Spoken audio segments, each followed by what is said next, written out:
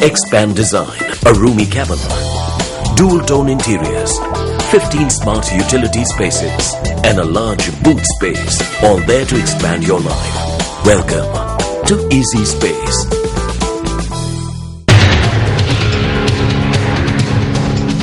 While the call for 6% of the country's GDP to be allocated for education has long since dissipated, on the 20th of this month, the Minister of Higher Education in Parliament made evident a dilemma facing his ministry.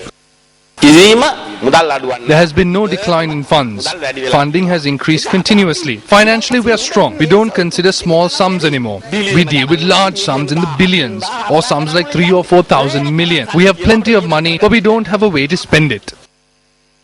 While it is a great boon if what the minister says about the amounts of money allocated for higher education is true, if the minister is in fact facing a dilemma with regards to how best to spend this money, then that dilemma should be shared by all stakeholders in higher education and not just by the minister and the ministry.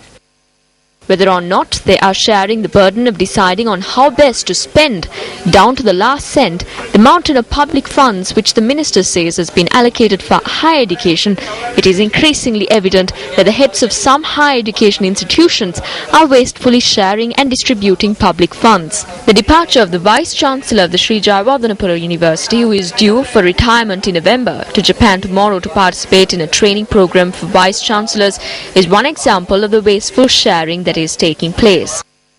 This is wasteful because under University Establishment Code, the Vice-Chancellor does not have enough time left in office to serve the country in a manner which justifies the expenditure on the trip to Japan.